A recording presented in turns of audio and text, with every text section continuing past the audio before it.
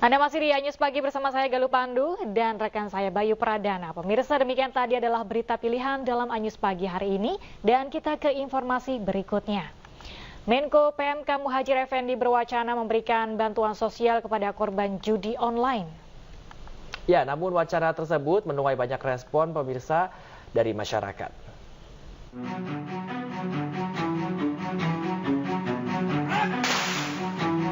Pemerintah berencana memberikan bantuan sosial kepada korban judi online. Wacana tersebut muncul dari Menko Bidang Pembangunan Manusia dan Kebudayaan atau Menko PMK, Muhadjir Effendi.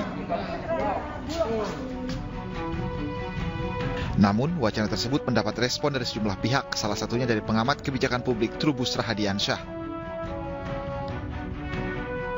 Menurut Trubus, pemberian bansos untuk korban judi online kurang tepat, apalagi selama ini pemerintah dinilai gagal dalam penyaluran bantuan sosial. Namun Menko PMK Muhadjir Effendi menjelaskan bantuan sosial itu bukan untuk pelaku judi online, namun keluarga yang menjadi korban. Dalam beberapa minggu terakhir, judi online menjadi sorotan, terlebih setelah polisi wanita bakar suaminya yang juga polisi. Pelaku emosi, sang suami menghabiskan uang belanja untuk judi online, padahal keduanya telah memiliki 3 anak yang masih kecil. Presiden Jokowi juga membentuk Satgas Judi Online. Adapun Satgas yang diketuai Menko Polhukam Hadi Cahyanto itu salah satunya untuk mengoptimalkan pencegahan dan penegakan hukum perjudian daring secara efektif dan efisien. Tim Liputan iNews melaporkan. Aksi pengemudi ojek online yang mengantar jenazah bayi dari kota Makassar menuju Kabupaten Pangkep, Sulawesi Selatan menggunakan sepeda motor viral di internet.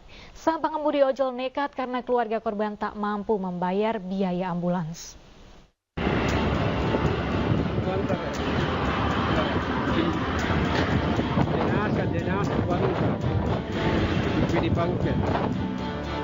Video seorang pengemudi ojek online mengantar jenazah anak bayi menggunakan sepeda motor dari kota Makassar menuju Kabupaten Pangkep sejauh 53 km Sulawesi Selatan viral di media sosial. Di dalam video, tampak pengemudi ojek online sedang membonceng seorang pria parubaya yang sedang memangku seorang jenazah bayi yang merupakan cucunya.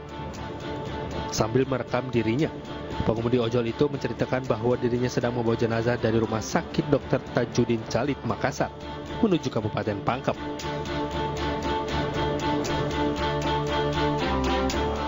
Menurutnya pihak keluarga tidak mempunyai biaya untuk menyewa mobil pengantar jenazah sebanyak 800.000 dan pihak rumah sakit memesankan jasa ojeknya. Dia tahan saya keluar, Om bisa oplang Om. Nah, bisa kemana? Ke Pangkep. Kira-kira kalau ke Pangkep berapa? Bisa kalau 200 Om. Bisa kurang. Bisa 1,5. Ini pun 1,5 orang susah. Dia bilang 1,5, saya dipanggil masuk Om. Dipanggil masuk ke dalam di kamar jenazah. Itu jenazah sudah di luar Om. Sudah di luar dia. Di pangku. Oh, yang tanya saat itu untuk minta order offline siapa? Dari keluarga jenazah ini atau dari pihak rumah sakit atau siapa Pak? Dari pihak rumah sakit yang pernah di jenazah. Hingga kini pihak rumah sakit Dr. Tajudin Calip, Makassar belum memberikan keterangan resmi terkait video viral tersebut. Dari Makassar, Sulawesi Selatan, Muhammad Nurbone, iNews melaporkan. Kita beralih ke informasi lain, pemirsa. Makassar Esport Week Fest 2024 alami peningkatan peserta tahun ini. Kompetisi bagi gamers di kota Makassar ini menjadi wadah meraih prestasi bagi pemuda yang memiliki minat dan bakat dalam olahraga e-sport.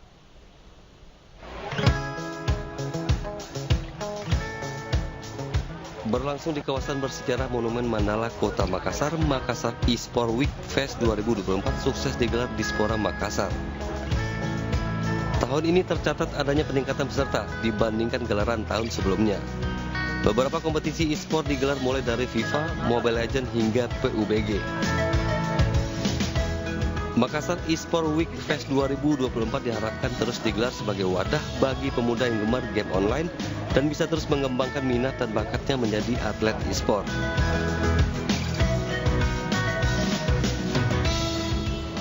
Harapan saya kepada Dispora tentu lebih memperhatikan divisi e-sport ini, karena di mana divisi e-sport ini juga mempunyai banyak potensi-potensi player dari Makassar ini yang bisa diperjuangkan agar bisa menjadi player-player yang dinasionalkan.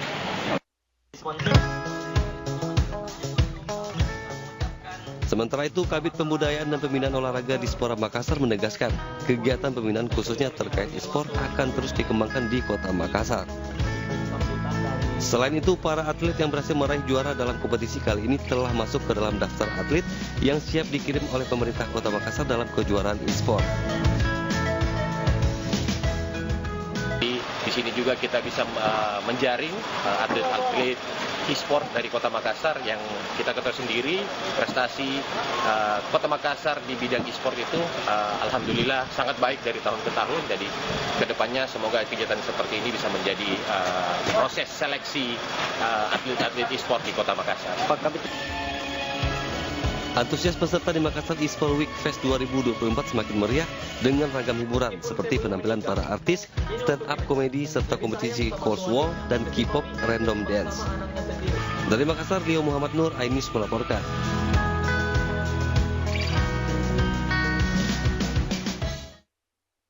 Pemirsa, hari terakhir meet and greet 10 Ball The Real King diramaikan dengan pertandingan antara juara dunia biliar Albin Ocean dan Francisco Sanchez Ruiz melawan para penggemar.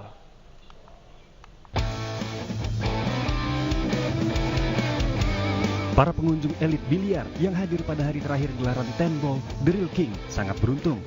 5 pebiliar yang beruntung dapat merasakan atmosfer pertandingan eksibisi melawan pemegang juara dunia biliar Albin Ocean dan Francisco Sanchez Ruiz.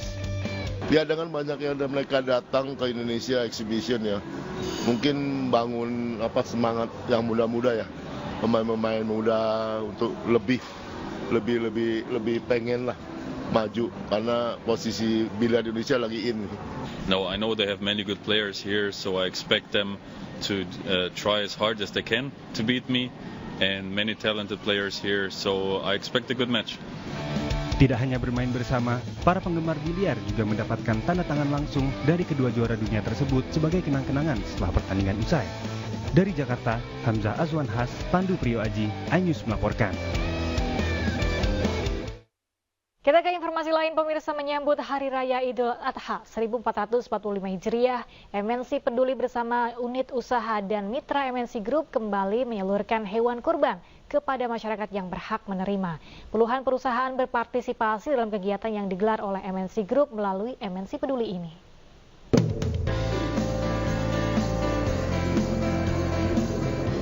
MNC Peduli bersama unit usaha dan mitra MNC Group kembali menyalurkan hewan kurban pada Hari Raya Idul Adha 1445 Hijriah.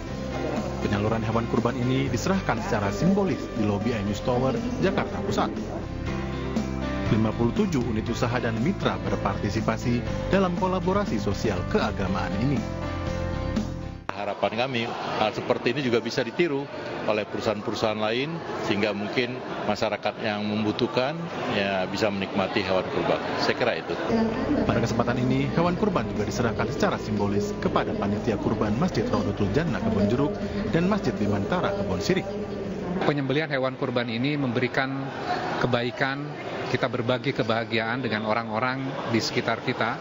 Mudah-mudahan hal ini juga terus bisa berlanjut setiap tahunnya dan kami berharap ke depannya bisa berlanjut dan bisa lebih besar lagi. Kita akan bagi ke beberapa daerah, ada di Depok, ada di Ciputat, di Depok nanti di Masjid Al-Hidayah kita akan potong di sana dan nanti kita akan distribusikan kepada masyarakat jamaah yang ada di sana. Hewan kurban yang terkumpul akan disalurkan secara langsung kepada warga maupun melalui berbagai institusi. Dari Jakarta, Muharlin Nadifa Adine, iNews melaporkan. Benjamin Netanyahu membubarkan kabinet perang setelah seorang anggota kabinet menentang cara-cara Israel menangani perang Gaza. Informasi dari mancanegara akan kami hadirkan usai jeda, tetaplah bersama kami di iNews Pagi.